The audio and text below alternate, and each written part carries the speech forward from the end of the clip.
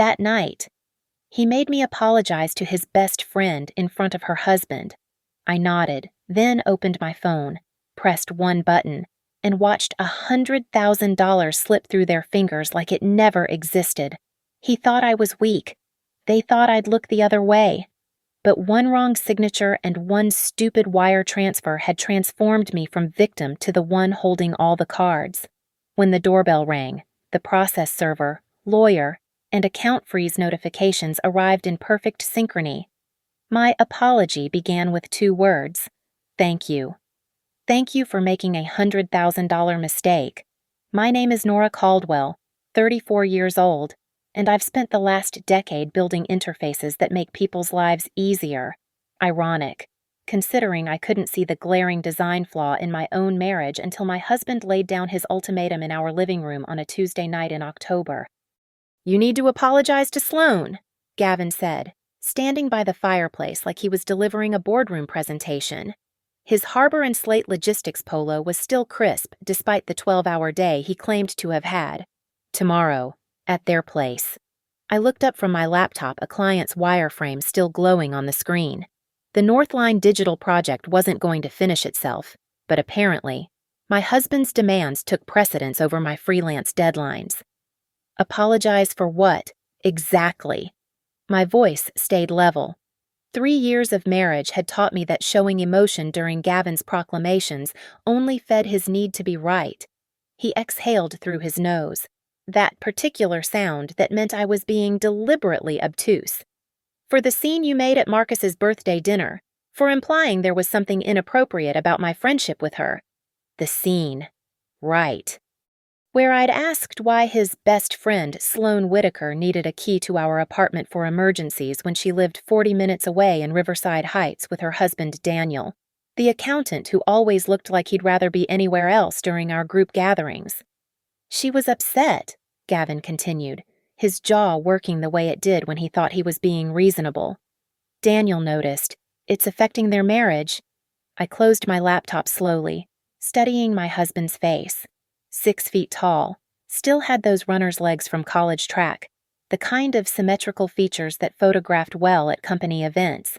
He'd positioned himself perfectly backlit by the lamp, hands casual in his pockets, but his shoulders were rigid. This wasn't a discussion. This was a verdict. "So I need to apologize to your friend because her husband noticed she was upset about me questioning why she texts you at 2 a.m.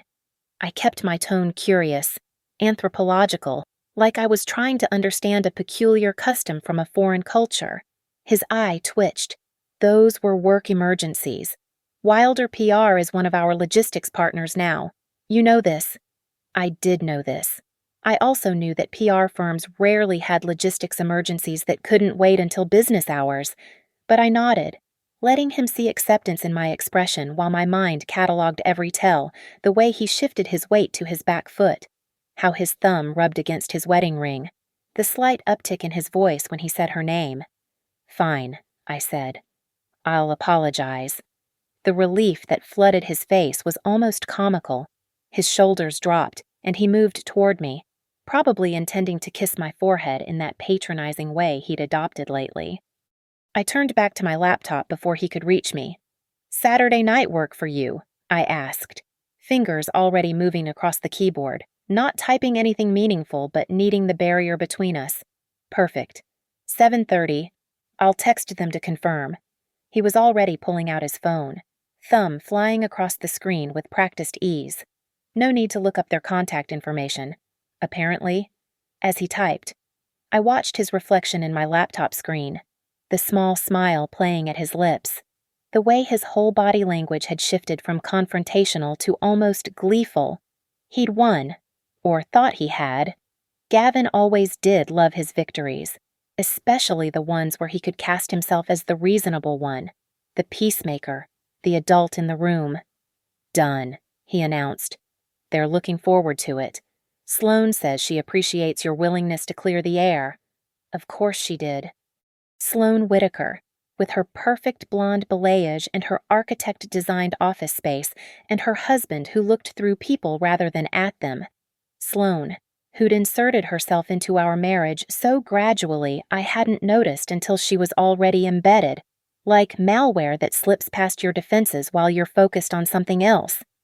"I'm going to shower," Gavin said, already heading toward the hallway. "Early meeting tomorrow." "Tuesday," I said quietly. He paused. "What?" "Tomorrow's Tuesday. You always have early meetings on Tuesdays." Something flickered across his face, annoyance, concern, but it was gone before I could analyze it properly. Right. Yes, Tuesday meeting. After he left, I sat in the quiet living room, listening to the water run through the pipes. 7:30 on Saturday. I'd apologize. All right. I'd deliver exactly the apology this situation deserved. I opened a new browser window and began typing Washington State recording laws. Then, UCC 1 filing requirements. And finally, wire fraud statute of limitations. My husband wanted an apology.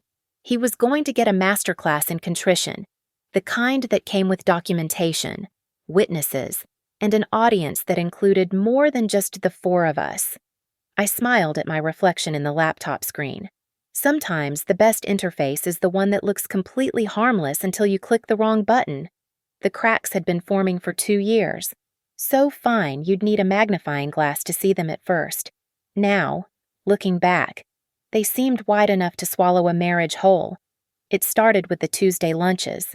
Team building with a new logistics partner.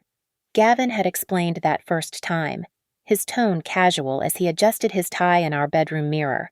Wilder PR was expanding into supply chain communications. Apparently, revolutionary stuff. Required weekly strategy sessions at Riverbend Bistro, the kind of place where they served $30 salads and called them composed greens. I'd found it odd that a PR firm needed such intensive coordination with a logistics company. But I was deep in a rebrand project for a Seattle startup then, pulling 16-hour days. Tuesday became his day with Sloan, and I was too buried in CSS code to notice when team building started lasting 3 hours. The text messages came next. First, during dinner, his phone lighting up beside his plate while we ate Thai takeout in front of Netflix. "Crisis at the warehouse," he'd mutter, thumb already moving across the screen. Then, late at night, the buzz of his phone on the nightstand at 1:15 a.m., 2:30 a.m., sometimes 3:45 a.m., always Sloan, always urgent, always requiring immediate, lengthy responses while I pretended to sleep beside him. "She's having issues with Daniel," he'd explained once when I'd finally asked why a PR emergency couldn't wait until morning. "He doesn't understand her career. She needs someone to talk to. Daniel Whitaker." I'd met him at exactly 4 dinner parties, 2 holiday gatherings, and 1 excruciating wine tasting in Woodinville where he'd spent the entire evening calculating the markup on each vintage. An accountant at Brennan & Associates, the kind of man who wore his exhaustion like a uniform. He had this way of looking at Sloan when she laughed at Gavin's jokes, not with jealousy or anger, just a bone-deep weariness, like he'd run the numbers on his marriage and knew exactly how far in the red they were. The spare key incident happened in March. I'd come home early from a client meeting that had been canceled last minute, expecting an empty apartment and a chance to work in peace. Instead, I found Sloan in my kitchen, helping herself to the expensive coffee beans I'd brought back from Portland. "Oh, Nora," she'd actually jumped, hand flying to her chest like a startled character in a bad soap opera. "Gavin didn't mention you'd be home. He asked me to grab his tablet for the presentation." The tablet that was in his office, which was locked. The coffee beans were in the kitchen, though, along with Sloan, wearing a silk blouse that probably cost more than my monthly grocery budget and perfume that lingered in my kitchen for hours after she'd fled with mumbled apologies, and Gavin's tablet clutched to her chest like a life preserver. "When did you give Sloan a key?" I'd asked Gavin that night. "For emergencies," he'd said, not looking up from his laptop. "She's on my emergency contact list at work." Made sense. Made sense. Like her perfume on his collar made sense because they'd hugged goodbye after successful client pitches. Like the receipt for $200 at Maison Blanc that I'd found in his jacket made sense because it was a client gift, though he couldn't remember which client when I'd asked. Like the Thursday he'd missed our anniversary dinner made sense because quarterly reports waited for no man, not even one whose wife had made reservations 3 months in advance. But the Tuesday that broke everything open was 6 weeks ago. I'd driven to Riverbend Bistro to surprise him, thinking I'd join their team lunch since my client call had ended early. Stupid. Naive. Still believing that maybe I was imagining things, that maybe my husband and his best friend really were revolutionizing supply chain communications, one overpriced salad at a time. I saw them through the window first. Corner booth. His hand on the table, palm up. Hers resting in it while she talked, animated, leaning forward in that way that made her hair fall perfectly over one shoulder. He was watching her like she was the only person in the universe, thumb stroking across her knuckles in a rhythm that looked practiced, familiar, intimate. I sat in my car for 20 minutes, watching them, watching him laugh at her stories, watching her feed him a bite of her dessert, watching them exist in their Tuesday bubble while the rest of us moved through the real world outside. When he came home that night, he kissed my forehead and said the meeting had been brutal, lots of technical difficulties with the presentation. His lies had become so automatic he probably believed them himself. Daniel knew. I could see it in the way he'd started declining dinner invitations, the way he'd drift to the edges of rooms when we were all together, the way he'd stare at his wine glass like it might reveal the secret to making his wife love him the way she clearly loved my husband. We were the supporting cast in Gavin and Sloane's epic romance, the inconvenient spouses, the obstacles to their happiness, the reasons they had to meet in secret on Tuesdays and text at 2 a.m. about emergencies that never quite materialized into anything we could see or verify or understand. Except now I understood perfectly. And Saturday night, they'd all understand too. My laptop died on Thursday afternoon, right in the middle of a crucial wireframe presentation for Northline Digital. The blue screen of death, followed by nothing. Complete hardware failure. My backup was on Gavin's desktop in his home office. He'd insisted on the shared backup system, said it was more secure than cloud storage alone. His office door was unlocked, computer already running. The familiar Windows login screen glowed in the dim afternoon light. I knew his password, our wedding date followed by exclamation point. So romantic, so predictable. The backup files were exactly where they should be, neatly organized in a folder labeled Nora Work Backup. But as I dragged them to a USB drive, I noticed another folder. Private, not even attempting to be subtle. I shouldn't have looked. That's what I told myself for about 3 seconds before double-clicking. The folder opened like Pandora's box, revealing subfolders with dates going back 2 years. March 2023, June 2023, October 2023. Each one containing photos, screenshots, saved emails, a digital diary of an affair meticulously documented by a man who couldn't even remember to put his dishes in the dishwasher. The photos were the hardest to process. Selfies at Riverbend Bistro, Sloane leaning into frame with that practiced Instagram smile, pictures of her at what looked like hotel conference rooms, except the metadata showed they were taken at 11:30 p.m., 1:15 a.m., times when Gavin was supposedly handling emergency shipments. One folder labeled Denver Trip contained 43 photos from the conference he'd attended last year. Sloane featured in 38 of them. The conference had been 3 days. The photos spanned 5. But it was the screenshots that made my stomach turn to ice. Text conversations saved like trophies. 2:12 a.m. Can't sleep. Thinking about today. 2:13 a.m. Daniel's asleep. Call me. 2:45 a.m. God, your voice. Wish you were here. Another thread from last month. If we'd met first, don't. You know I think about it too. She doesn't deserve you. Neither does he deserve you. Email receipts lived in another folder. Maison Blanc. 4 separate occasions. always for amounts over $200. Tiffany & Co. A silver bracelet, $850. Chateau Margaux 2015 3 bottles, delivered to an address in Riverside Heights that wasn't ours. The shipping name, S. Whitaker. I cross-referenced everything with our joint credit card statements, pulled up on my phone's banking app. Every single charge matched. Every Tuesday lunch for the past 2 years aligned with a $30 to $50 charge at Riverbend Bistro.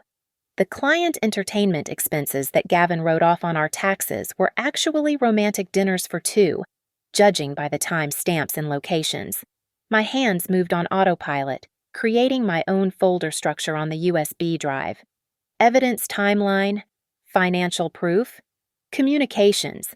I screenshotted his screenshots, photographed his photos with my phone for redundancy, forwarded the emails to a new account I created on the spot. Nora. Backup. 2024 a gmail.com. The metadata told stories the photos didn't, creation dates that contradicted his alibis, location tags from hotels when he was supposedly at distribution centers, edit histories showing filters applied to make Sloan look even more golden, even more perfect, even more worth destroying 2 marriages for. I found the calendar synchronization between their phones, a shared Google Calendar hidden in his account under Supply Chain Coordination. Tuesday lunches blocked out through the end of the year. Thursday, evening presentations that aligned with Daniel's poker nights.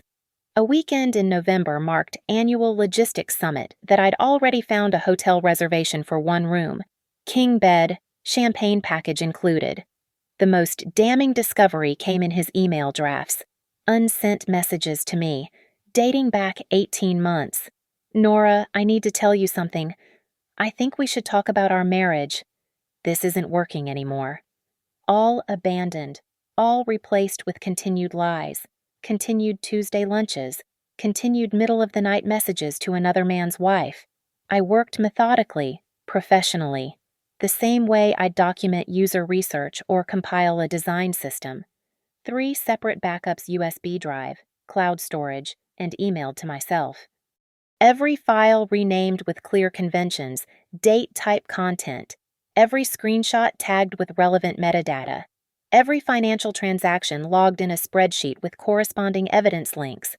By the time I heard Gavin's car in the driveway, I had 2 years of affair evidence organized better than any project I'd ever delivered to a client. The USB drive went into my purse. The cloud storage was secured with 2-factor authentication. The email account had every security feature Google offered. "Hey, babe," he called from the entryway. Voice casual, normal, like he hadn't spent 2 years building a parallel life with another woman.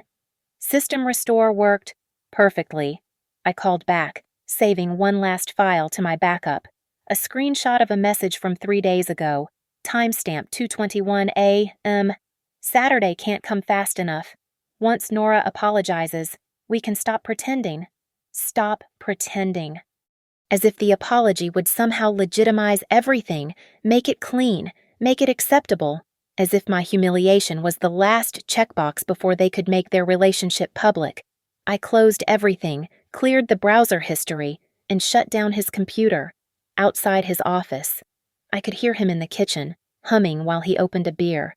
Probably texting her about his day, about Saturday, about how his controlling wife was finally going to apologize for making his best friend uncomfortable. Let him text, let them plan. I had my own preparations to make, and they involved a lot more than cheese boards and wine pairings. The $100,000 mistake revealed itself on Friday morning while I was reviewing our financial documents for the lawyer appointment I'd scheduled. Hidden among legitimate business expenses and mortgage payments was a wire transfer that made me stop breathing for a full 10 seconds. $100,000. Transferred from our joint savings to Riverton Escrow Services, dated 3 weeks ago. The memo line read, "Deposit Lake House Property, Wilder PR Holdings, LLC." I pulled up the PDF receipt attached to the transaction. There it was. In black and white, a purchase agreement for a lakefront property in Mountain Creek, 40 minutes north of the city. The buyer was listed as Wilder PR Holdings, LLC.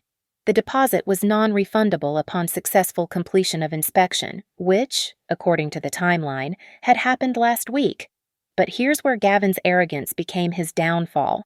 To make the transaction appear legitimate for tax purposes, he'd routed it through my business.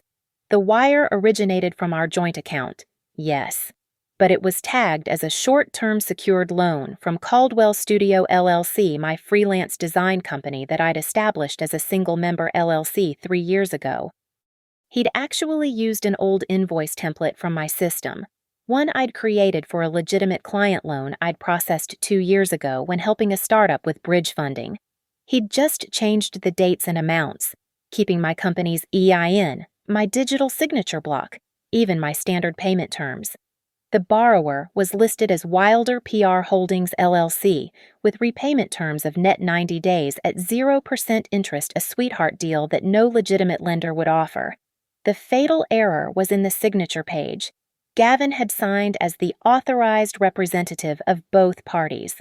For Wilder PR Holdings, that might fly, maybe Sloan had given him signing authority. But for Caldwell Studio LLC, he'd forged my digital signature and, even more stupidly, used my social security number as the taxpayer ID for the lender verification. In his attempt to make the money look like a legitimate business transaction, he'd created a paper trail that made me, technically and legally, a secured creditor to Sloan's company. I logged into the State Corporation Commission website and pulled up the filing for Wilder PR Holdings LLC, incorporated 18 months ago, separate from her main Wilder PR business. The registered agent was Sloan Whitaker. The principal address was a P.O. box. The stated business purpose was vague enough to cover everything from consulting to real estate investment. Then I checked the UCC records, the Uniform Commercial Code filings that track secured transactions. Nothing filed yet for this loan. Gavin probably didn't even know what a UCC-1 was. But I did, 5 years ago, when I'd helped secure equipment financing for my studio. I'd learned exactly how secured transactions worked. If I filed a UCC-1 financing statement now, I would establish a perfected security interest in Wilder PR Holdings assets. If the loan wasn't repaid, which it wouldn't be, since it was never a real loan, I could legally pursue collection against the company's assets, including any real estate it owned or was purchasing. Better yet, since Gavin had used my SSN without authorization and forged my signature, I had grounds to void the entire transaction as fraudulent while simultaneously maintaining my position as a wronged creditor. It was a beautiful legal paradox. The transaction was simultaneously void for fraud, but valid enough to establish my creditor rights. I pulled up our state's escrow laws. In Washington, if there's a legitimate dispute over earnest money or if fraud is suspected, the escrow company must freeze the funds pending resolution. With the documentation, I had the forged signature, the unauthorized use of my business, the fraudulent SSN usage. Riverton Escrow would have no choice but to halt the transaction. The timeline was critical. The property closing was scheduled for next Friday. According to the documents, that gave me less than a week to execute everything perfectly. First, I needed to file the UCC-1 to establish my secured creditor position. Then, notify the escrow company of the fraudulent authorization. Finally, file a formal demand for the return of the $100,000 to Caldwell Studio LLC, as the funds had been transferred without proper authorization from the company's owner, me. I created a new folder, Recovery Action. Inside, I built my case methodically. The original wire transfer documentation showing the money leaving our account, the forged loan agreement with my unauthorized signature, my actual signature samples from legitimate documents for comparison, corporate records proving I was the sole owner of Caldwell Studio LLC, the escrow documents showing Wilder PR Holdings as the recipient, screenshots of Gavin's affair evidence to establish motive for financial fraud. The cherry on top was an email I found in Gavin's sent folder from 2 weeks ago to Sloan. Don't worry about the deposit. I've figured out a way to handle it that won't raise questions. Your LLC will be the official buyer, and we can sort out the ownership details after everything clears. We can sort out the ownership details. He was literally buying a house with my money for his girlfriend. planning to sort out the minor detail of ownership later. The presumption was breathtaking. The execution was sloppy. The opportunity for revenge was perfect. I printed everything, organized it into labeled folders, and placed it all in a locked file box. Monday morning, I would visit the Secretary of State's office to file the UCC-1. Tuesday, I'd send the formal notice to Riverton Escrow. By Wednesday, Sloan would discover that her dream lake house was slipping away, tangled in a web of fraud accusations and frozen funds. But first, Saturday's apology dinner, where I'd deliver all of this information in person, with witnesses, with documentation, and with the kind of calm precision that would make it impossible for anyone to claim I was hysterical, vengeful, or unreasonable. I was simply a business owner protecting her assets from fraud, a wife discovering her husband's betrayal, a woman who'd found the receipts literally and figuratively and knew exactly what to do with them. Friday afternoon, I sat across from Marisa Keene in her downtown office, 23rd floor with a view of Elliott Bay. She was in her 50s, silver hair pulled back in a way that said she meant business, the kind of lawyer who'd handled enough divorces and financial fraud cases to recognize patterns before clients finished their first sentence. "So," she said, after reviewing my documentation for 30 minutes in complete silence, occasionally making notes on a legal pad, "your husband essentially stole $100,000, but he was stupid enough to create a paper trail that makes you a secured creditor." "That's the simplified version." "Yes." She leaned back, a slight smile playing at her lips. "This is simultaneously the messiest and cleanest case I've seen in years. Messy because of the personal betrayal. Clean because he documented his own fraud better than most prosecutors could dream of." We spent the next 2 hours building a 3-layer strategy. Layer 1, the UCC-1 filing. Marisa would handle this personally Monday morning at 8 sharp. The financing statement would list Caldwell Studio LLC as the secured party and Wilder PR Holdings LLC as the debtor, with the $100,000 as the secured amount. This would create a public record of the debt and establish priority over other creditors. "The beauty of this," Marisa explained, "is that even if they try to claim it wasn't a real loan, the documents your husband created say otherwise. We're just taking him at his word." Layer 2. Escrow notification. A formal notice of fraudulent authorization would go to Riverton Escrow Services via certified mail and email, Monday at 9 a.m. The package would include the forged signature analysis, proof of my sole ownership of Caldwell Studio LLC, and a demand to freeze the funds pending investigation. "Escrow companies are extremely risk-averse," Marisa said. "The moment they see potential fraud, especially with this much documentation, they'll freeze everything. They'd rather hold the money for months than risk liability." Layer 3. The nuclear option. If Gavin and Sloan didn't immediately agree to return the funds, we'd file both civil suits, one for conversion of marital assets, another for fraud and criminal complaints for forgery and identity theft. "The criminal charges are leverage," Marisa clarified.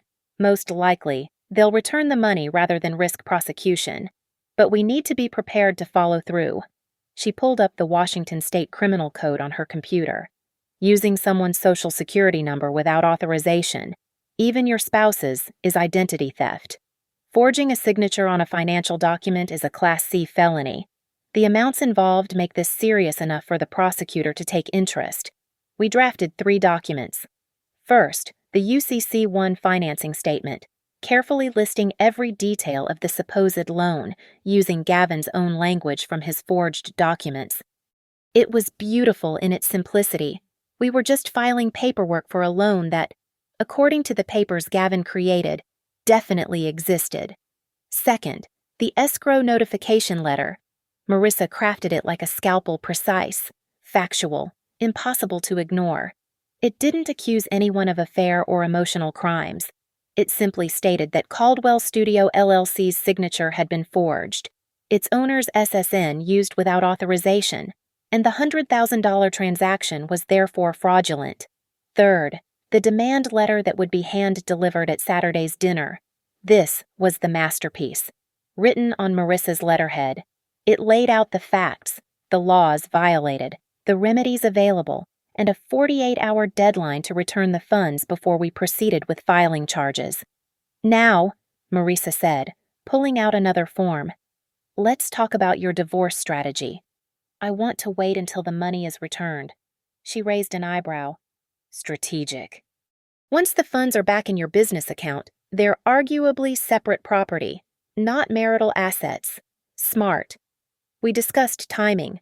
The UCC-1 would be filed Monday morning before anyone could react.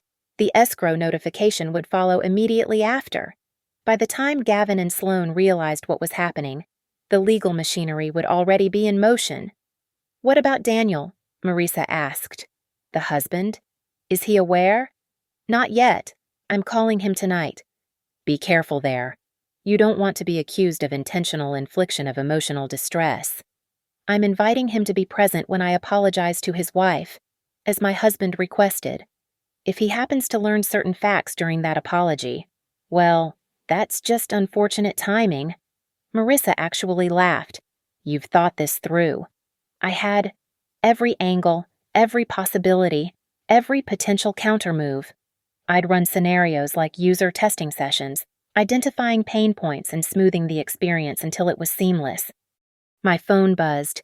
"Gavin, Sloane's making her special bruschetta for tomorrow. This is going to be great. Proud of you for taking the high road." The high road. If only he knew how high I was about to take this. "One more thing," Marisa said as I prepared to leave. "Document everything tomorrow. Washington is a two-party consent state for recording, but if you announce you're documenting the meeting for legal purposes at the start, that's usually sufficient." She handed me a small digital recorder. "Battery lasts 4 hours. Should be more than enough for an apology." I left her office with a leather folder containing copies of everything, the recorder in my purse, and a sense of calm I hadn't felt in months. The pieces were in place. The trap was set.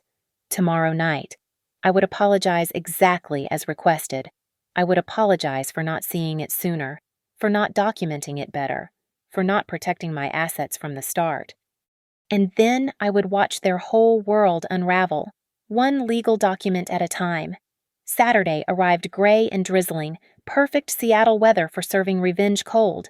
Gavin spent the afternoon selecting wine, fussing over his outfit like a teenager before prom. He chose the blue button-down Sloan had complimented once at a dinner party 6 months ago. I remembered because that was the night I'd first noticed how her eyes lingered on him. "You look beautiful," he said as I came downstairs at 7:15 p.m., wearing a simple black dress and the pearl necklace his mother had given me for our wedding. The irony wasn't lost on me dressed for a funeral while he thought we were attending a reconciliation. The drive to Riverside Heights took 20 minutes. Gavin filled the silence with scattered commentary about traffic, the weather, how reasonable Sloan was being about everything. His hands drummed against the steering wheel at red lights, nervous energy radiating off him in waves. The Whitaker house stood pristine in its cul-de-sac, all clean lines and architectural lighting. Through the dining room window, I could see Sloan arranging something on the table, her movements practiced and precise. Daniel stood behind her, wineglass already in hand, staring at nothing. "Remember," Gavin said as we walked to the door, his hand on my lower back in a gesture that felt more like steering than support. "Just be sincere. That's all they want." Sincerity. I had a leather folder full of it. Sloan answered before we could ring, as if she'd been watching from the window. "Nora Gavin. Come in. Come in." Her enthusiasm felt rehearsed, like she'd practiced this greeting in the mirror. She wore winter white bold choice for someone about to get dirty.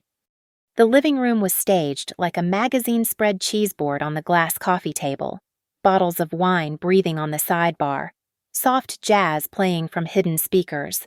Daniel rose from the couch when we entered, extending his hand with the resignation of someone greeting his executioner. "Nora," he said simply.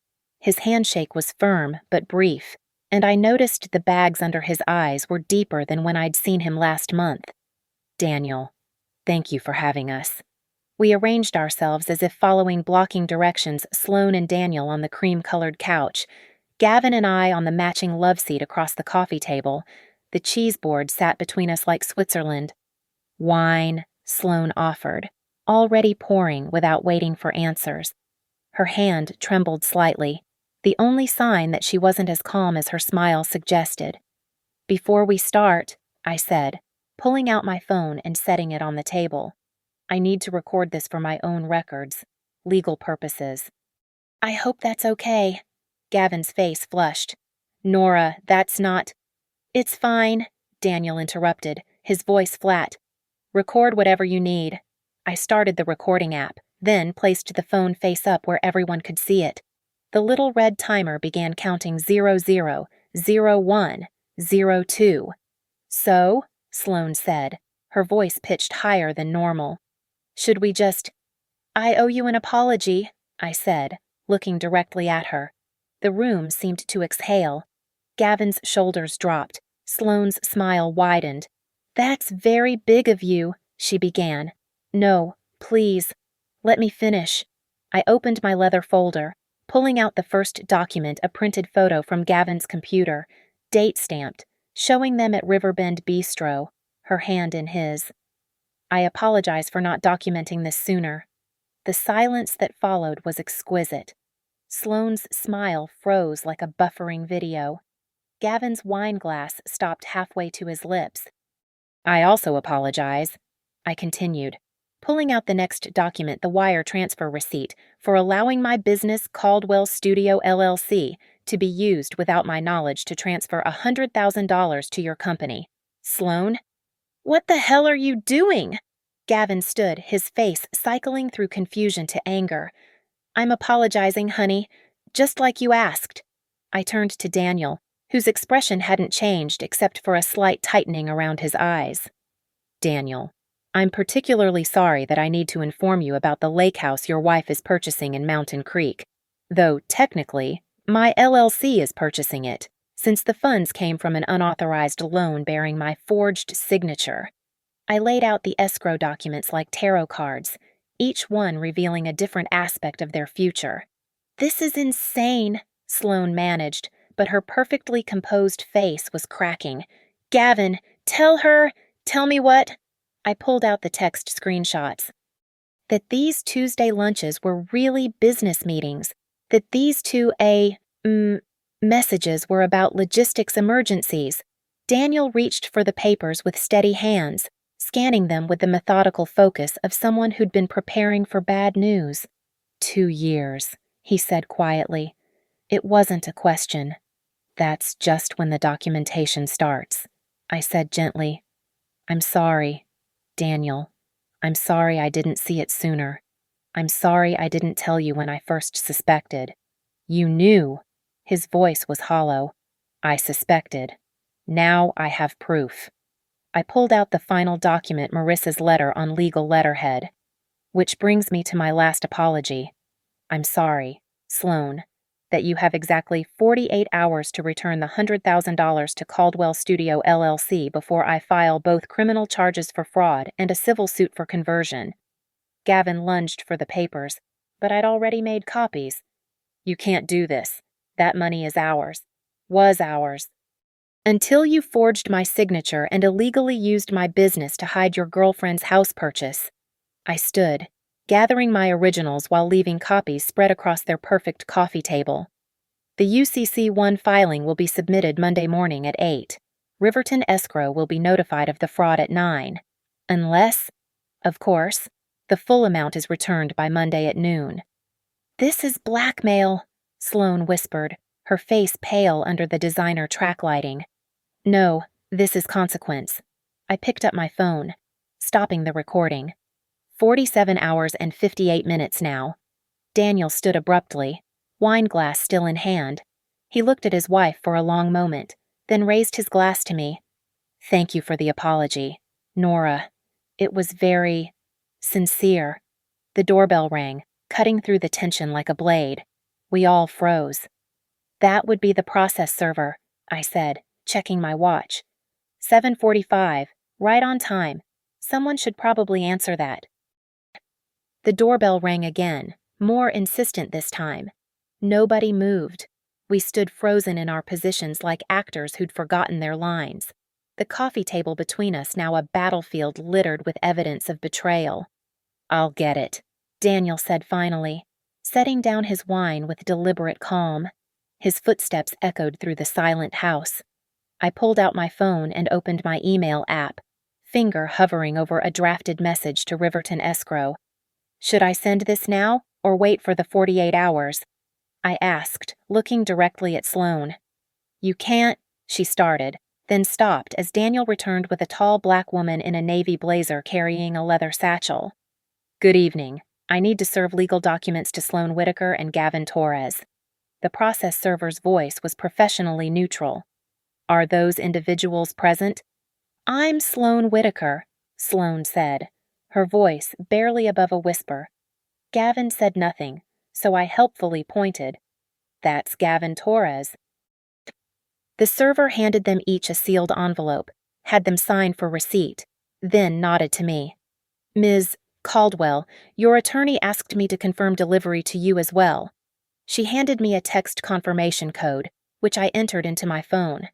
"Delivery confirmed 7:47 p.m." I read from the screen. Then I hit send on the email to Riverton Escrow. "Notice of fraudulent transaction sent 7:48 p.m.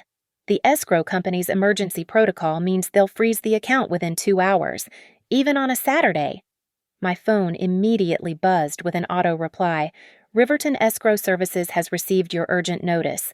Account flagged for review. All associated transactions are temporarily suspended pending investigation." "No, no, no!" Sloane was ripping open her envelope, hands shaking. "The closing is Friday. We lose the property if we can't Daniel. Do something." Daniel was reading over her shoulder, his accountant's eye scanning the legal text. "It's a formal demand for return of funds," he said quietly, "and a notice of secured interest filing. Nora's company is listed as a primary creditor." He looked up at me. "This is real. Very real." I opened another app on my phone, my bank's business portal. I can see the pending UCC-1 filing in the system already. It goes public Monday morning, which means every vendor, client, and partner of Wilder PR will see that the company has a $100,000 secured debt in dispute. Sloane's phone started ringing. She looked at the screen and went even paler. "It's the escrow company." "You should answer," I suggested. "They'll just keep calling." She answered on speaker, probably from shock more than intention. "Ms. Whitaker, this is James from Riverton Escrow's emergency response team. We've received a notice of potential fraud regarding your pending transaction. The escrow account has been frozen effective immediately. You'll need to provide documentation to our legal department before any funds can be released." "This is a mistake," Sloane said desperately. "The money is legitimate." "Ma'am, I'm just notifying you of the freeze. Our legal team will be in touch Monday morning with next steps. Have a good evening." The line went dead. Sloane stared at her phone like it had betrayed her. Which, in a way, it had. Gavin finally found his voice. "You planned this whole thing." "Actually, you planned it," I corrected. "When you forged my signature, when you used my social security number without permission, when you stole $100,000 to buy your mistress a lake house." I pulled out one more document, a printout of his email to Sloane about sorting out ownership details later. "Your own words, Gavin. Time-stamped 3 weeks ago. Proof of intent to defraud." My phone buzzed again. This time it was my attorney. "Marisa Escrow Company confirmed freeze. They're particularly interested in the forged signature. Possible criminal referral to state attorney." I read the text aloud, then looked at Gavin. "Criminal referral? That means potential arrest, arraignment, criminal record. Harbor and Slate Logistics probably has policies about executives with fraud charges. Don't they?" The blood drained from his face as the implications hit him. His 6-figure job, his reputation, his entire carefully constructed life all hanging by the thread of a forged signature. "The money," Daniel said suddenly, turning to his wife. "Where did you tell me it came from?" Sloane's mouth opened and closed like a fish gasping for air. "I said, I told you it was from the Howard Industries contract. The contract that was worth $75,000 total. Daniel's voice was deadly quiet. You said the lake house deposit was $50,000. Now I'm learning it was $100,000 from Gavin and Nora's account. We can explain, Gavin started. No, Daniel cut him off. You can explain to the police, to the lawyers, to the judge. He pulled out his own phone and started typing. I'm sending myself copies of all these documents. Nora, my attorney will be in touch. Sloane reached for him. Daniel, please.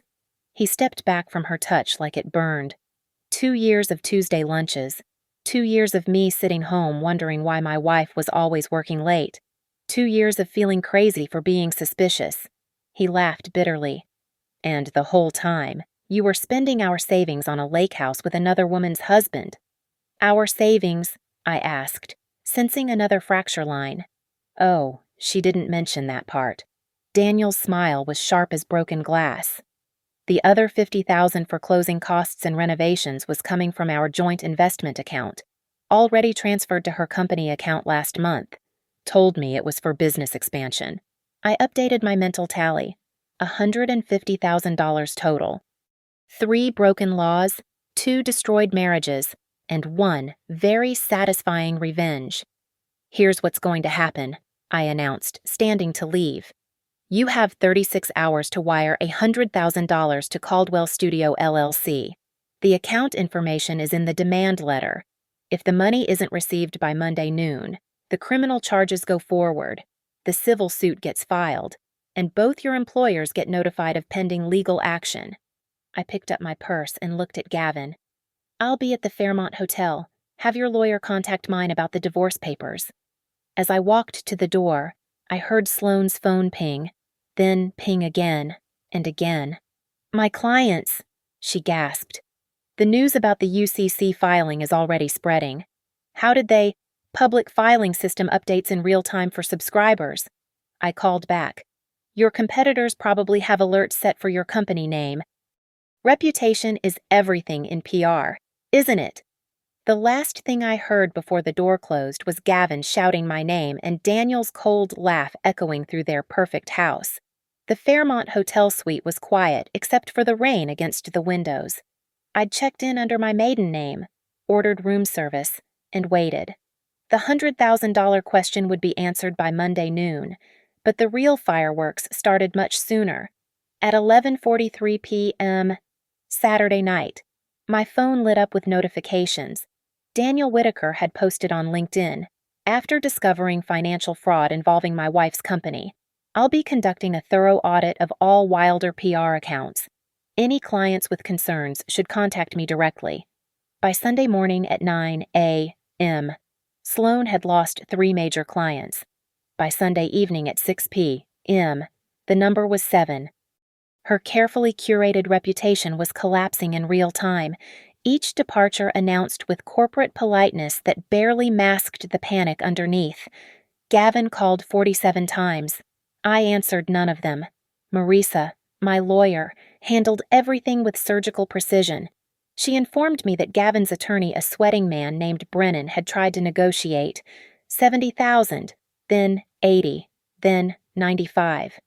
Tell them, I said calmly, sipping my coffee in the hotel's executive lounge.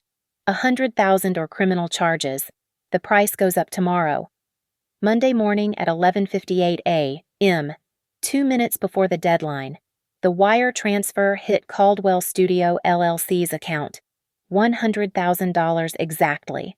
The memo line read, "Settlement. All claims resolved." Not quite all, Marisa informed them in response.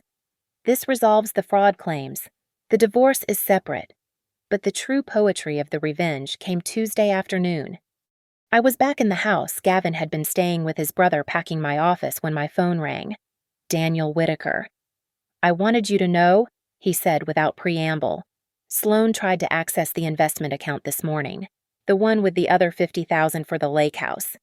Tried. I froze it Sunday morning. Benefits of being married to an accountant, I know exactly how long banks take to process stop orders. His laugh was dry as dust. But here's the interesting part. When I did the full audit, I found something else. I sat down slowly. What kind of something? Invoices. Dozens of them over the past 2 years. Wilder PR billing Harbor and Slate Logistics for consulting services. Services that, according to the timestamps and descriptions, happened during their Tuesday lunches. The implication hit me like a lightning bolt. They were billing their affair to their companies. About $40,000 worth. Fraud on top of fraud. I've already notified Harbor and Slate's board. Gavin's termination letter was issued an hour ago. I couldn't speak for a moment. The revenge had layers I hadn't even planned. There's more, Daniel continued. The lake house deal fell through this morning. Without the full deposit cleared by Friday, the seller accepted a backup offer. Sloan's LLC is now facing a lawsuit from the seller for breach of contract. Between that and losing her clients, Wilder PR will be bankrupt within 3 months. Daniel, I'm sorry. I never wanted you to. You gave me the truth, Nora. That's more than anyone else did for 2 years. He paused. My divorce lawyer says yours is brilliant. By the way, Marissa Keene. The best? Good. You deserve the best. We both do. After we hung up, I looked around the house I'd shared with Gavin for 5 years, the furniture we'd chosen together, the art we'd hung with such care, all of it just props in a play that had ended. My phone buzzed with a news alert. A small item in the Seattle Business Journal, Harbor and Slate Logistics executive terminated following financial misconduct investigation. Gavin wasn't named, but anyone who knew would know. 3 days later, the divorce papers were filed. Washington's no-fault divorce laws meant it would be clean, if not easy.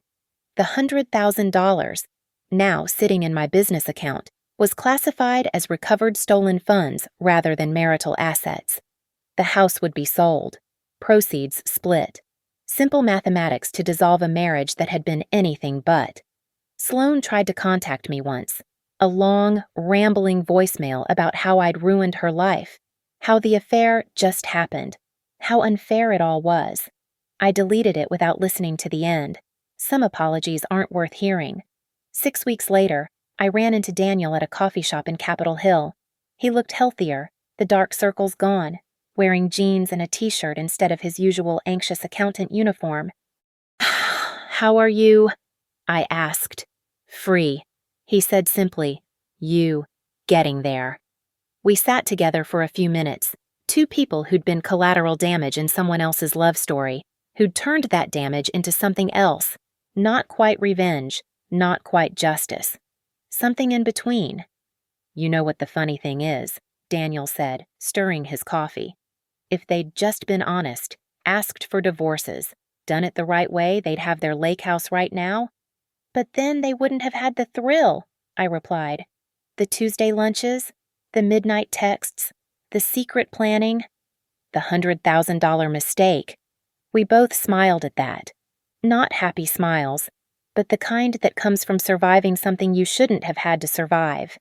As I left the coffee shop, my phone buzzed, a text from an unknown number. I almost deleted it, then saw the preview. This is Gavin's brother.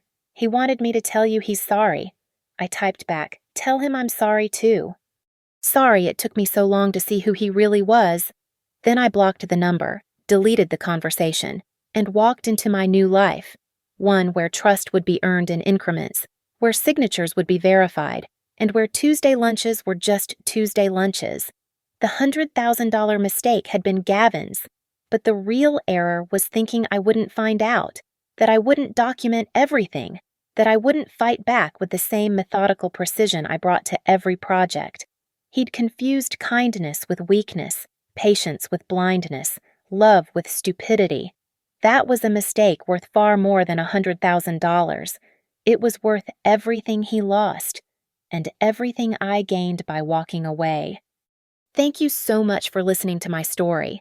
I'd love to know where you're tuning in from. Drop a comment below and let's connect. If this story resonated with you, please subscribe to the channel and share your thoughts. Have you ever had a moment when someone underestimated you, only to realize their mistake? Let me know in the comments.